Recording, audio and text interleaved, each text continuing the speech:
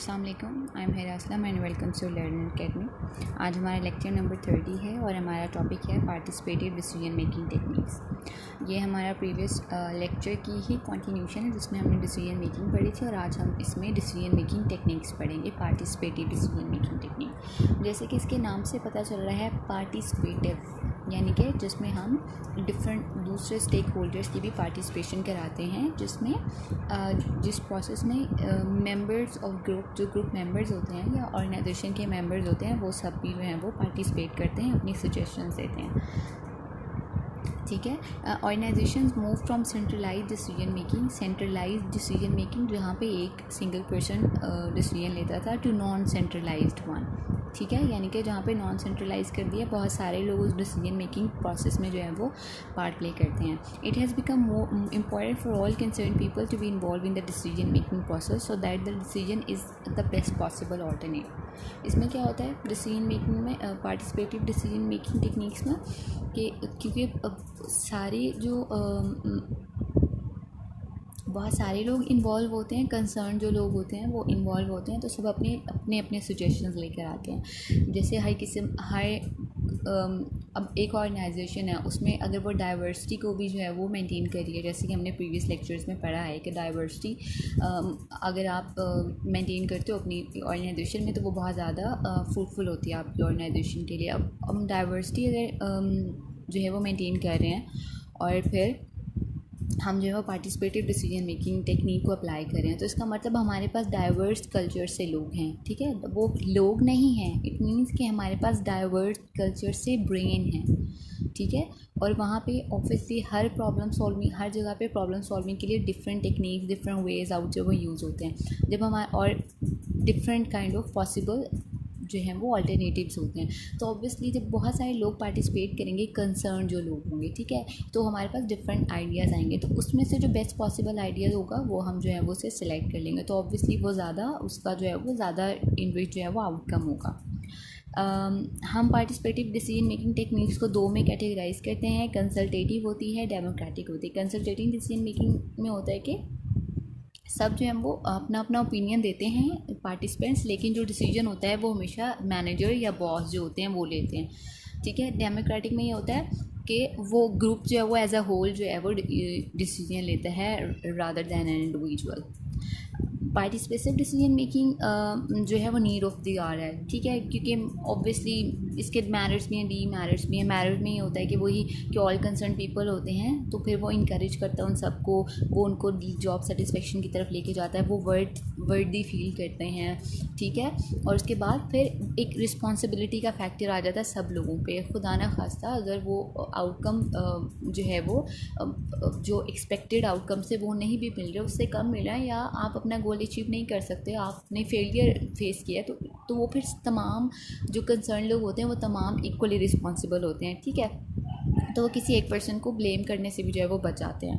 अगर इसके डीमेरिट्स देखें तो ये टाइम कंज्यूमिंग होती है। ठीक है, क्योंकि ऑब्वियसली बहुत ज़्यादा जो है ना वो लोग होते हैं, तो सबकी ओपिनियंस को लेना, उसमें से बेस्ट पॉसिबल को चूज़ करना, कहीं पे जो है वो फिर लोगों को जो है वो आपसे जो है वो डिसएग्री भी कर सकते हैं, तो इसमें बहुत ज़्यादा टाइम लगता है। और एक सूडो पार्टिसिपेशन का भी आता है कि आप सबसे ओपिनियन ले लेते हो सिर्फ दिखाने के लिए, और फिर जो डिसीजन होता है वो मैनेजर खुद लेता है, तो ये भी जो है वो डिससेटिस्फेक्शन की तरफ जो है वो रेफ़र करता है, जहाँ पे आप प्रिटेंड करते हो कि आपके एम्प्लॉयज़ पार्टिसिपेट कर रहे हैं, लेकिन एक्चुअली जो है ना वो डिसीजन जो है वो मैनेजर ही ले रहा होता है। ये जो है वो डिससेटिस्फेक्शन की तरफ लेके जो है वो लीड करता है एम्प्लॉयज़ को। उसके बाद क्रिएटिविटी आ जाती है। साइकोडायनेमिक अप्रोच है क्रिएटिविटी को समझने की। सिगमंड फ्राइड ने जो प्रपोज़ की थी, उसने कहा था कि क्रिएटिविटी फ्रस्ट्रेटेड डिज़ायर्स का ना रिज़ल्ट होती है। हमारी फेम के लिए, फॉर्चून और लव के लिए जो फ्रस्ट्रेटेड डिज़ायर्स होती हैं ना, वो तमाम हमारी जो एनर्जी होती है फ्रस्ट्रेटेड डिज़ायर्स की, वो जो है वो टाई हो जाती है इमोशनल टेंशन की, न्यूरोसिस में, और फिर वो सब्लिमेट हो जाती है क्रिएटिव एक्टिविटी में। ठीक है, लेकिन फिर उसने इस ओपिनियन व्यू से रीट्रैक भी कर लिया था। अगर हम इंट्यूटिवली देखेंगे तो एक सिंपल फिनोमेना है, कॉम्प्लेक्स भी है, इसको डिफरेंट पर्सपेक्टिव में स्टडी भी किया गया है। ठीक है, डिज़ाइन रिसर्चेज में भी, बिजनेस में, मैनेजमेंट में भी, आर्टिफिशियल इंटेलिजेंस में भी क्रिएटिविटी को स्टडी किया गया है। एक्सेप्शनल क्रिएटिविटी होती है, आर्टिफिशियल क्रिएटिविटी भी होती है। कोई सिंगल अथॉरिटेटिव पर्सपेक्टिव या डेफिनेशन क्रिएटिविटी की नहीं आती है, जैसे कि दूसरे कॉन्सेप्ट्स की साइंस स्टडी में या साइकोलॉजी में जो वो एग्जिस्ट करती है। क्रिएटिविटी को एट्रीब्यूट किया जाता है डिवाइन इंटरवेंशंस के साथ, कॉग्निटिव प्रोसेसेस के साथ, सोशल एनवायरनमेंट के साथ, पर्सनालिटी ट्रेट और चांस, एक्सीडेंट या सेरेंडिपिटी के साथ, के साथ। It has been associated with genius, mental illness and humour से। सम से इट इज़ अ ट्रेट। कुछ लोग कहते हैं कि ये बाय बर्थ होती है, कुछ लोग कहते हैं कि नहीं, ये जो है वो सिंपल टेक्निक से सिखाई भी जा सकती है। ठीक है, जैसे यहाँ पे बताया हुआ है कि सोशल एनवायरनमेंट भी जो है वो बहुत ज़्यादा मैटर करता है। As a world become the global village, one of the greatest challenge face by organisation is to remain competitive and think beyond the box. Organisation need to change, adapt to change and innovate in order to survive. Obviously अगर आपको survival अपना बनाना है, एक successful survival बनाना है, तो आपको need of the our के according जो है वो बिहेव करना पड़ता है। आपका इन्वायरमेंट चेंज हो रहा है, आपकी इन्वायरमेंटल नीड्स चेंज हो रही हैं, तो आपको उन चेंजेस को अडॉप्ट करना पड़ता है, उनके अकॉर्डिंग जो है वो चेंज होना पड़ता है। अगर हम देखें क्रिएटिविटी, रिसर्चर ट्रेसा एमाबेल ने जो है वो बताया था कि क्रिएटिविटी 3 पार्ट्स पे कंसिस्ट करती है। Expertise, thinking skill, motivation. आप कितने एक्सपर्ट हो टेक्निकली, प्रोसीजरली, इंटेलेक्चुअली, आपके पास कितना नॉलेज है। थिंक स्किल, आपकी थिंकिंग स्किल्स कैसी हैं, कितना फ्लेक्सिबली और इमेजिनेटिवली आप जो है वो प्रॉब्लम्स के साथ डील करते हो और कितने इफेक्टिव जो है वो डिसीजंस लेते हो। Motivation, motivation is the desire to solve given problems. आपको जब कोई प्रॉब्लम आपके सामने आता है या कोई प्रॉब्लम आपको फेस करना पड़ता है, तो आप कितना मोटिवली उसको सॉल्व करने की तरफ जाते हो। Either you go for avoiding this और फॉर सॉल्विंग इट। ठीक है, जब आप थिंग्स को डिफरेंटली देखते हो, एवरेज पर्सन के ऑपोजिट या कॉन्ट्रास्ट में क्रिएटिव जो लोग होते हैं ना, वो ज़्यादा अच्छे से चीज़ों को अंडरस्टैंड करते हैं, एब्स्ट्रैक्टिंग में, इमेजिंग में, सिंथेसाइजिंग में, पैटर्न्स को रिकग्नाइज करने में और एम्पथाइजिंग में अदर्स के साथ। ठीक है, और फिर इनका डिसीजन मेकिंग के साथ भी क्लोज रिलेशनशिप होता है, क्योंकि वो यूज़फुल डिसीजन लेते हैं, क्रिएटिव होते हैं, इनोवेटिव डिसीजन लेकर आते हैं, आउट ऑफ द बॉक्स जाकर जो है वो चीज़ें सॉल्व करते हैं। अगर हम साइकोलॉजिकल डेफिनेशन देखें क्रिएटिविटी की, तो इसमें एक नोबल वे में रिस्पॉन्स करना आ जाता है। ठीक है, क्रिएटिविटी की फॉलोइंग डायमेंशंस साइकोलॉजी ने जो है ना वो बताई हैं। डाइवर्जेंट थिंकिंग होती है, कॉग्निटिव कॉम्प्लेक्सिटी होती है। डाइवर्जेंट थिंकिंग होती है कि वो पर्सन की वो एबिलिटी कि वो नए लेकिन अप्रोप्रिएट जो हैं वो रिस्पॉन्सेज लेकर आए क्वेश्चंस के लिए और प्रॉब्लम्स के लिए, यानी कि आउट ऑफ द बॉक्स हों लेकिन वो अप्रोप्रिएट हों, राइट जो है वो रिस्पॉन्सेज हों प्रॉब्लम्स के। This is on contrast to convergent thinking where decision are based purely on logic and rationality. यानी कि कन्वर्जेंट थिंकिंग में फिर आप ये है कि लॉजिक पे बेस्ड जो है ना वो रैशनैलिटी पे बेस्ड जो है वो डिसीजन लेकर आते हो, जबकि डाइवर्जेंट थिंकिंग में आप न्यू आइडिया जो है वो लेकर आते हो। उसके बाद कॉग्निटिव कॉम्प्लेक्सिटी आ जाती है। एक इंसान की एबिलिटी होती है कि वो इंट्रिकेट और कॉम्प्लेक्स स्टिमुलाई को यूज़ करे और थिंकिंग पैटर्न्स को यूज़ करे और उनकी बेस पर डिसीजंस ले। ये डिसीजन मेकिंग पैटर्न्स जो होते हैं ना वो हम यूजली अडॉप्ट करते हैं फिलोसॉफिकल और एब्स्ट्रैक्ट प्रॉब्लम्स को सॉल्व करने के लिए। वो किस वजह से, क्योंकि एब्स्ट्रैक्ट प्रॉब्लम्स हैं, एब्स्ट्रैक्ट वो चीज़ें होती हैं ना जो नज़र नहीं आती हैं, तो एब्स्ट्रैक्ट प्रॉब्लम्स हैं, तो ऑब्वियसली फिर उनके लिए हमें आउट ऑफ द बॉक्स जाके सोचना पड़ेगा, हमें एक नॉवल आइडियाज़ लेकर आने पड़ेंगे। ठीक है, कॉम्प्लेक्सिटी और थिंकिंग पैटर्न्स को जो है वो यूज़ करके जो है ना हमें सोल्यूशंस लाने पड़ेंगे। उसके बाद हम देखते हैं ग्रुप डिसीजन मेकिंग किस तरह से होती है। ऑब्वियसली जैसे जो है ना वो इंडिविजुअल डिसीजन मेकिंग होती है, उसी तरह ग्रुप डिसीजन मेकिंग भी हो सकती है। इसमें मेजॉरिटी वो स्कीम लेकर आते हैं कि जहाँ पे मेजॉरिटी जो है वो एक डिसीजन के साथ जो है वो जारी होती है, तो उसी डिसीजन को एक्सेप्ट कर लिया जाता है। ट्रूथ विन स्कीम, ऑब्वियसली जो डिसीजन ऑब्जेक्टिवली करेक्ट और प्लॉजिबल होते हैं ऑल्टरनेटिव्स के साथ, उनको एक्सेप्ट कर लिया जाता है। टू थर्ड मेजॉरिटी जिस साइड पे जो है वो एग्री कर रही होती है उसे एक्सेप्ट किया जाता है। फर्स्ट शिफ्ट स्कीम, अगर एक ग्रुप में किसी एक डिसीजन पे ऑपोजिशन फेस करनी पड़ी है ना एक पर्सन को, तो वो फिर जो फर्स्ट पर्सन जिसने चेंज किया ना उसको उस पॉइंट ऑफ व्यू के साथ, उसके साथ जो है ना वो डिसीजन जाएगा।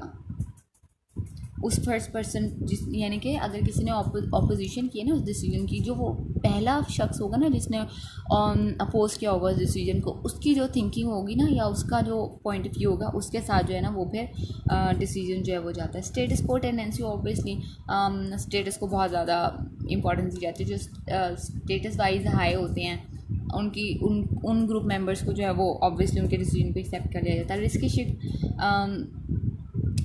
ग्रुप्स में जो डिसीजन लिए जाते हैं वो ज़्यादा रिस्कियर होते हैं as compare to individuals. Group think ये वो फिनोमेना है जिसमें norm for consensus override the realistic appraisal of alternative courses of action. यानी कि कंसेंसस जिस डिसीजन पे हो जाता है ना वो उसको जो है ना वो अप्रूव कर देते हैं और रियलिस्टिक अप्रेजल जो है ना वो नहीं देते ऑल्टरनेटिव कोर्स ऑफ एक्शन को। हो सकता है कि कोई और ऑप्शन जो है वो ज़्यादा सूटेबल हो या ज़्यादा फ्रूटफुल हो, लेकिन जहाँ पे किसी एक पॉइंट पे अगर सबने एग्री कर लिया तो उसको जो है वो लेकर आगे चलते हैं। अगर हम डिसीजन मेकिंग में डेल्फी टेक्निक को देखें, ये जो है ना वो यूज़ की जाती थी फोरकास्ट करने के लिए पैनल ऑफ इंडिपेंडेंट एक्सपर्ट्स से, जो कि 2 या 3 राउंड 2 या उससे ज़्यादा राउंड्स पे जो वो बेस करती है। एक्सपर्ट्स जो है वो प्रिडिक्ट करते हैं क्वांटिटीज़, ठीक है। हर राउंड के बाद एडमिनिस्ट्रेटर जो है ना वो उनसे समरी ले लेता है एक्सपर्ट से, फोरकास्ट जो होती है उनकी रीजंस ले लेता है कि आपने ये डिसीजन क्यों जो है वो सजेस्ट किए हैं। और फिर एक्सपर्ट्स की फोरकास्ट के बाद जो है ना वो राउंड्स के बाद ऑब्वियसली थोड़े बहुत चेंजेस आते होंगे, वो उसको इम्प्रूव भी कर रहे होते हैं, प्रोसेस स्टॉप हो जाता है। और फिर फाइनल राउंड में जो है ना वो हम उनकी जितने भी राउंड्स की हमने उनसे फोरकास्ट ली हुई होती है ना उसको कंबाइन करके एक एवरेज निकाल लेते हैं, ठीक है। और उसमें जो मोस्ट सूटेबल डिसीजन होते हैं ना उन्हें ले लेते हैं। डेल्फी जो है एक वेल रिसर्च प्रिंसिपल पे बेस करती है और ये इसकी जो फोरकास्ट प्रोवाइड होती है ना वो ज़्यादा एक्यूरेट होती हैं फ्रॉम दोज अनस्ट्रक्चर्ड ग्रुप्स। ये कॉम्प्लेक्स और टाइम कंज्यूमर ऑल्टरनेटिव होता है। इसमें फिजिकल प्रेजेंस भी ग्रुप मेंबर्स की ज़रूरत नहीं होती, ठीक है। और यूजली डेल्फी टेक्निक में अलाउ नहीं किया जाता है ग्रुप मेंबर्स को कि वो फेस टू फेस मीटअप करें। इसमें जो स्टेप्स आते हैं उसमें सबसे पहले प्रॉब्लम को हम आइडेंटिफाई करते हैं कि हमने क्या चीज़ किस चीज़ के बारे में हमने डिसीजन लेना है, क्या प्रॉब्लम हम सॉल्व करें। और फिर मेंबर्स होते हैं ना वो प्रोवाइड करते हैं पोटेंशियल सोल्यूशंस क्वेश्चनियर्स की सूरत में। फिर हर मेंबर एनोनिमसली और इंडिपेंडेंटली अपना फर्स्ट क्वेश्चनर कंप्लीट करता है। फर्स्ट क्वेश्चनर के हम जो है वो रिजल्ट्स ले लेते हैं सेंट्रल लोकेशन पे, उनको रिप्रोड्यूस कर देते हैं। फिर दोबारा से उनको कॉपी ऑफ रिजल्ट्स मिलते हैं। फिर उन रिजल्ट्स को देने के बाद मेंबर जो है वो दोबारा से अपने सोल्यूशन जो हैं वो प्रेजेंट करते हैं, ठीक है। उससे फिर ऑब्वियसली न्यू सोल्यूशन आ जाते हैं ओरिजिनल पोजीशन के लिए। और फिर 4-5 स्टेप्स में इनको दोबारा से 4-5 टाइम रिपीट करने के बाद एक कंसेंसस पे जो है वो डिसीजन ले लिया जाता है। डेल्फी टेक्निक्स ग्रुप मेंबर्स को इंसुलेट कर देती है कि वो इन्फ्लुएंस नहीं होते, जो इन्फ्लुएंस होता है ना दूसरों को उसको अनडू कर देती है। इसमें फ़िज़िकल प्रेजेंस होनी चाहिए होती और इसमें decision making geographically scattered groups में भी जो है हम ले सकते हैं। यानी कि बहुत सारी मल्टीनेशनल कंपनीज जो डिफरेंट जियोग्राफिकल एरियाज़ में जोन में काम कर रही होती है, तो वहाँ पे अगर हमें चाहिए ना डिसीजन लेना है किसी एक चीज़ पे, तो उस वहाँ पे भी हम डेल्फी टेक्निक जो है वो यूज़ कर सकते हैं। उसके बाद नॉमिनल ग्रुप टेक्निक्स आ जाती हैं डिसीजन मेकिंग की। नॉमिनल ग्रुप टेक्निक जो है वो डिसीजन मेकिंग की डिफरेंट साइज़ के ग्रुप में इसको यूज़ किए जाते हैं कि आपने किसने डिसीजन लेना है, वोट के थ्रू लेना है या आपने हर किसी के ओपिनियन को अकाउंट में लेना है, ठीक है। इसमें जो है वो सबसे पहले तो हर किसी को जो है ना वो हर मेंबर जो है वो ग्रुप का अपना सोल्यूशन देता है शॉर्ट एक्सप्लेनेशन के साथ, यानी कि वो बताते हैं कि उनकी नज़र में ये सोल्यूशन क्यों अप्रोप्रिएट है। फिर उसके बाद जो है वो सोल्यूशंस जो डुप्लीकेट सोल्यूशंस होते हैं ना, जो यानी कि एक से ज़्यादा मेंबर्स ने अगर सेम सोल्यूशन दिया तो फिर उन सोल्यूशन को जो है वो डिस्कार्ड कर देते हैं, एलिमिनेट कर देते हैं लिस्ट से। और फिर दोबारा से जो है ना वो उन सोल्यूशंस को रैंक करते हैं, देखते हैं कि मोस्ट अप्रोप्रिएट वन और लीस्ट अप्रोप्रिएट वन की अप्रोप्रिएट की बेस पे जो है ना वो उन्हें रैंक करते हैं। फिर हर सोल्यूशन को जो है ना वो नंबर्स दिए जाते हैं, ठीक है, क्योंकि डिफरेंट मेंबर्स ने दिए होते हैं ना सोल्यूशन, हर सोल्यूशन को नंबर्स दिए जाते हैं। सबसे ज़्यादा जिसके नंबर्स हाईएस्ट होते हैं उसको जो है वो एक्सेप्ट कर लिया जाता है टोटल रैंकिंग में। वेरिएशंस भी हो सकती हैं इस टेक्निक्स में यूज़ करने के, आप जो है वो अपनी नीड्स के अकॉर्डिंग इसको जो है ना वो थोड़ा सा मोल्ड करके यूज़ कर सकते हो। और नॉमिनल ग्रुप टेक्निक जब हम सजेस्ट करते हैं ना या यूज़ करते हैं, उसमें डिस्कशन या इंटरपर्सनल कम्युनिकेशन जो है ना वो एम्प्लॉयज़ को या ग्रुप मेंबर्स को अलाउ नहीं होती। फिज़िकली प्रेजेंट हो सकते हैं लेकिन वो एक दूसरे से जो है वो एक दूसरे से जो है ना वो डिस्कस नहीं कर सकते। इसके फॉलोइंग स्टेप्स होते हैं। मेंबर्स आते हैं ग्रुप में लेकिन वो डिस्कशन नहीं करते, इंडिपेंडेंटली अपना अपना आइडिया लिखते हैं, फिर उसमें जो है ना वो सब अपने अपने आइडियाज़ को प्रेजेंट कर देते हैं शॉर्ट एक्सप्लेनेशन के साथ एक टेबल पे, और फिर उन आइडियाज़ को जो है ना वो रिकॉर्डेड भी हो सकते हैं, रिटन भी हो सकते हैं, कोई डिस्कशन नहीं होती उन आइडियाज़ पे। फिर ग्रुप जो है ना वो उन आइडियाज़ को क्लैरिटी और इवैल्यूएशन के लिए जो है ना वो डिस्कस करते हैं। हर मेंबर साइलेंटली और इंडिपेंडेंटली रैंक करता है आइडियाज़ को और फिर फाइनल डिसीजन ले लेते हैं जिसकी हाईएस्ट एग्रीगेट रैंकिंग होती है।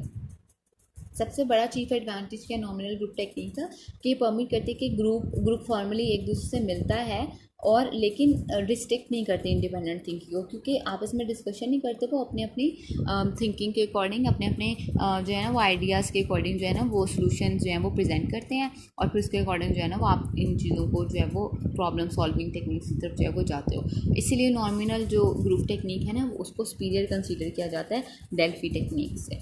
यहाँ पे हमारा चैप्टर कंप्लीट हो गया। नेक्स्ट हम इंशाल्लाह नेक्स्ट लेक्चर में पढ़ेंगे। अस्सलाम वालेकुम।